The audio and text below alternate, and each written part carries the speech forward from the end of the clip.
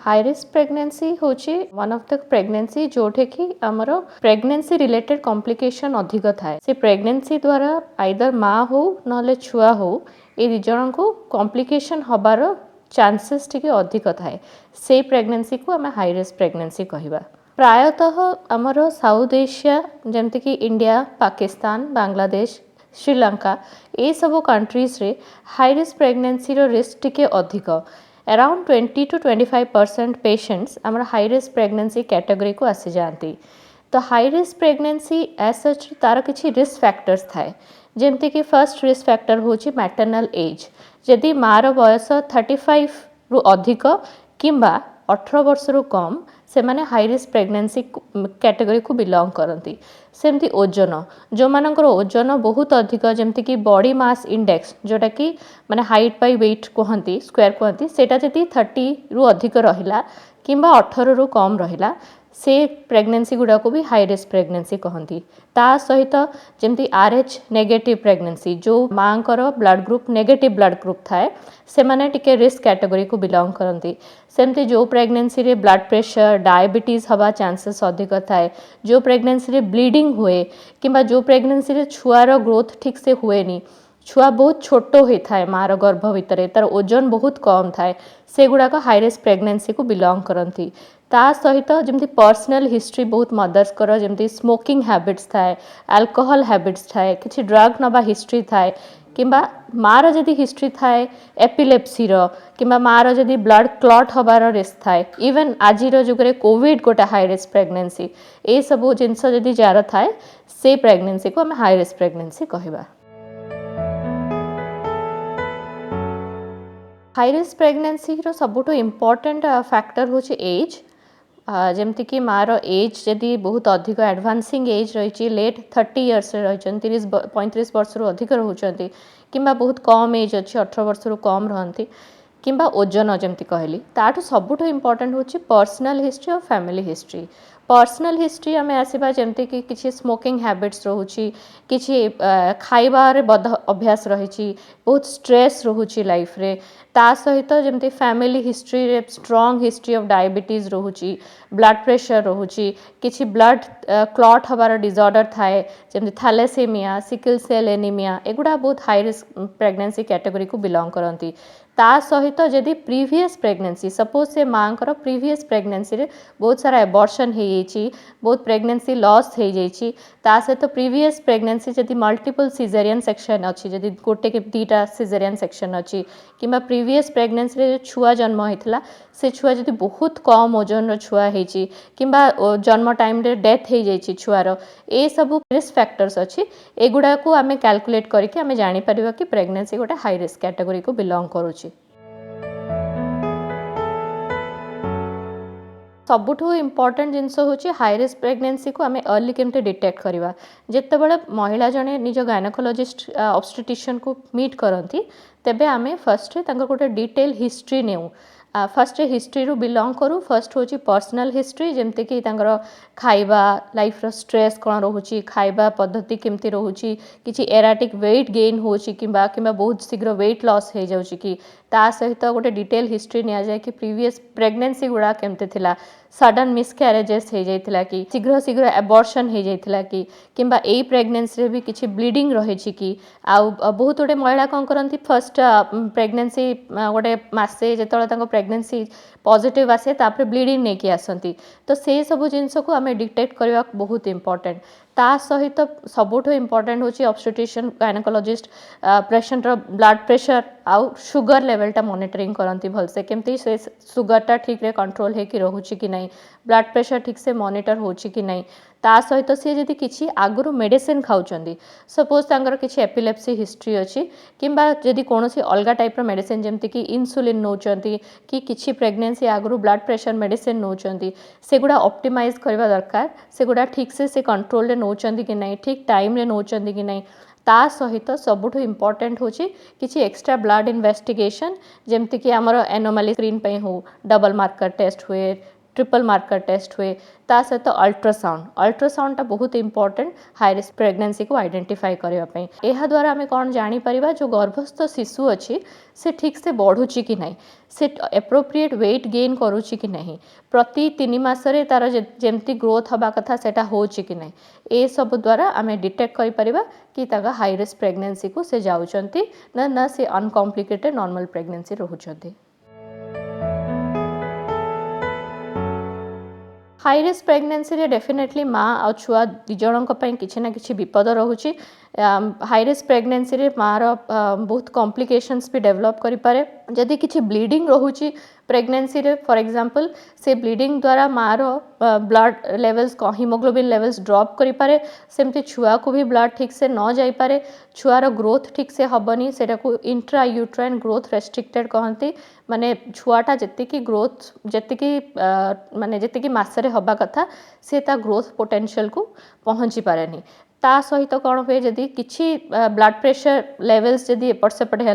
Glucose levels एपट सेपट है ताल chances अच्छी इंट्रायूट्राइन डेथ हबार छुआ गर्भ भितर नष्ट भी हो जाए आ ता सहित अनकंट्रोल ब्लड प्रेशर रे मार भी ब्लड प्रेशर बढ़ी कि ब्रेन भितर हेमोरेज हवा चांसेस अधिक थाए बात मारिबा चांसेस अधिक थाए तलपटे जो वेजाइना दे कि ब्लीडिंग हो पारे ये ब्लीडिंग द्वारा आम बहुत गुड़े मदर्स को भी लूज करुचु से प्रेगनेंसी लास्ट बेले अनडायग्नोस्ड रहे कि बहुत मदर्स अनफॉर्चुनेटली डेथ रे चली जाती ता सहित आजिकल जो कोविड आसी कोविड फल बहुत केस देखा जाउछि छुआ माने लास्ट ट्राइमेस्टर रे सडनली छुआर गर्भ भितर नष्ट हो जाउछि तो से सब जिनस देखला बेले आमे प्रेगनेंसी जेतो हाई रिस्क प्रेगनेंसी को बिलोंग करूछि आमे बहुत ताकू स्ट्रिंजेंटली मॉनिटर करबा दरकार। सबुठ इम्पोर्टेंट होची जितेबाला आप प्रेगनेंसी प्लान करुँच गोटे जदि आपण पाखे टाइम अच्छी जदि चांस अच्छी गोटे प्री प्रेगनेंसी काउंसलिंग आम कहूँ आपण निजर ऑब्स्टेटिशियन को मीट करके गोटे प्री प्रेगनेंसी काउंसलिंग सेशन गोटे बुक करें से गोटे थरो डिस्कशन हुए आपण एज आपण हाइट आपण वेट को लेकिन गोटे कैलकुलेशन हुए ता सहित आपण डॉक्टर जे थांती सी एसेस करती कि आपण किछि किछि रिस्क फैक्टर अच्छी ना आपण नॉर्मल अनकॉम्प्लिकेटेड अच्छी जदि किछि रिस्क फैक्टर अच्छी सपोज बहुत ओजन अच्छी ताहले आपण ऑब्स्टेटिशियन आपण को कहिबे किछि वेट लॉस करिया पे किछि एक्सरसाइज करिया पे आ केते महिला कौन थाए ना प्रीवियस प्रेगनेंसी गुड़ाक एनोमैलस बेबी थाए बेबी ठीक से ग्रो करेनी बेबीर किछि ना किछि प्रॉब्लम बाहर तो से सब को प्रिवेंट करने आम सब फॉलिक एसिड गोटे प्रेस्क्राइब करूँ पेशेंट को कि at least 3 month before pregnancy start करेंगे फॉलिक एसिड ता सहित आम विटामिन डी लेवल्स भी ऑप्टिमाइज करूँ जदि लो विटामिन डी लेवल रहिला महिला भितर ताहले बेबी भी बहुत ग्रोथ रेस्ट्रिक्टेड रहिबो बेबीर भी ओजन ठीक से आसीबो नाही तो से before pregnancy planning blood pressure diabetes रो कंट्रोल एटलिस्ट ब्लड शुगरटा चेक करवा दरकार ओजन ता सहित आपणकर जमती कहली बीएमआईटा अंडर कंट्रोल रहा दरकार आ ताठ भी सबुठ इम्पोर्टेंट जदि किसी स्मोकिंग हैबिट्स अच्छी अल्कोहल हैबिट्स अच्छी ताहले ताकू संगे बंद करवा दरकार जदि प्रेगनेंसी प्लानिंग करा जाउछि आजिकल तो लाइफ रे बहुत स्ट्रेस रोचे समस्तंकर तो आम सब बेले एडवाइज करूँ जदि आप प्रेगनेंसी प्लान करूँ एटलिस्ट निजर स्ट्रेस लेवल को कमेकी किसी एक्सरसाइज हो योगा हो मेडिटेशन हो से सब करके माइंड को टिके काम रखिले भल। आमर इम्पोर्टेंट स्टेप होची अर्ली डिटेक्शन डायग्नोसिस आउ क्विकर मैनेजमेंट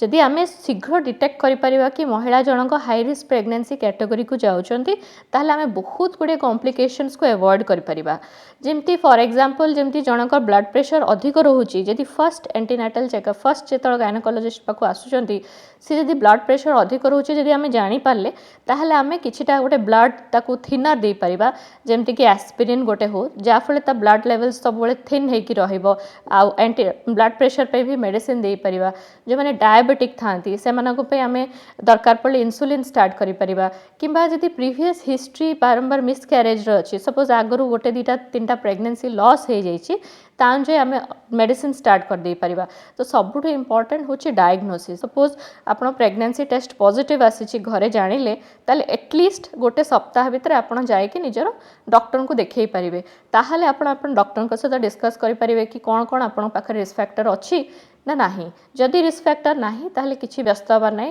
गोटा अनकॉम्प्लिकेटेड नॉर्मल प्रेगनेंसी टाइप सेटा कंटिन्यू हे परिबो। आ जदि भी किछि रिस्क फैक्टर अछि आपण डॉक्टर को सहित आपण डिस्कस कले आ से किछि आइडेंटिफाई कले ताहले आमे से रिस्क फैक्टर ऊपर एक्ट करिकि आमे प्रेगनेंसी रो बहुत बड़े कॉम्प्लिकेशन अवॉइड कर परिबा। सेतमे सब बेले आपण जेतल फर्स्ट प्रेगनेंसी टेस्ट आपण घरे पॉजिटिव आछि विद इन 1 वीक आपण डॉक्टर को कंसल्ट करिले डिटेक्शन हे परिबो। जो माने ट्राइंग टू कंसीव पीरियड रही से माने फर्स्ट ऑफ ऑल निज हेल्थ को ऑप्टिमाइज करंतु। हेल्थ को ऑप्टिमाइजेशन अर्थ आमे जेमती प्रतिदिन गोटे गोटे रूटीन रा हम बॉडी को रखिबा दरकार। सकाळे उठिकी एटलिस्ट 15 to 20 मिनिट्स आपण वॉक करेंगे ना किसी ना किसी एक्सरसाइज करेंगे 15 to 20 मिनट्स एक्सरसाइज करेंगे एटलिस्ट आप बॉडी भितर इंसुलिन रेजिस्टेंस डेवलप करनी ता सहित डायबिटीज ब्लड प्रेशर हवारेसटा कमिजिब ता सहित खाइबाटा बहुत इंपोर्टेंट। खाइबाटा आमर यूजुअली डाइट सब प्रोटीन आ आयरन लेस थाउची सब आपण आयरन रिच और प्रोटीन रिच डाइट खाइबा दरकार। ता सहित जेमती हम छोट छोट माइक्रो न्यूट्रिएंट्स थाए जेमती कि कैल्शियम जिंक क्रोमियम एगुड़ाक मल्टीविटामिन्स गोटे टैबलेट नेबे। जदि आपण भाबुचंती आपण डाइटरी ठीक से खाई पारुना सैलेड्स खाई पारुना ग्रीन वेजिटेबल्स खाई पारुना एटलिस्ट गोटे मल्टीविटामिन सप्लीमेंट नेबे। ता सहित निज विटामिन डी लेवल सब चेक करेंगे। जदि विटामिन डी लेवल्स कम रोचे ताकू सब मेडिसिन नहीं कि ठीक करेंगे। आ सब सकाळे जो खरा पड़े मु सब पेशेंट्स को कहे आप एटलिस्ट गोटे खरारे 15 मिनट्स मॉर्निंग वॉक करेंगे। ता सहित सब निज स्ट्रेस लेवल को अंडर कंट्रोल रखिए जमती कि एक्सरसाइज द मेडिटेशन योगा एगुड़ाक करेंगे आपणकर स्ट्रेस लेवल सब कम रहिबो। आ स्मोकिंग हैबिट्स आ बेसी तेल मसला खाइबा एक्सट्रीम शुगरी फूड खाइबा जेमते कि मिठा क्रेविंग बहुत हुए आम भितर तो सेटा को आमे केमती अंडर कंट्रोल रखिबा। खाइबा जेमती अधिक ऑयली नथिबो अधिक सॉल्टी नथिबो बेसी फास्ट फूड आमे खाइबानी सब चेष्टा करिबा जेटी टाइम परमिट करूची एटलिस्ट घरे प्रोटीन रिच डाइट गोटे रोषे करके एटलिस्ट गोटे मील दिन भितर गोटे मील आमे रोषे करके जेमती खाइबा। विभिन्न रोगर कारण और निराकरण संपर्क में डाक्तरों ठारू जानिबा पई स्वास्थ्य plus Odia YouTube channel subscribe करंतु।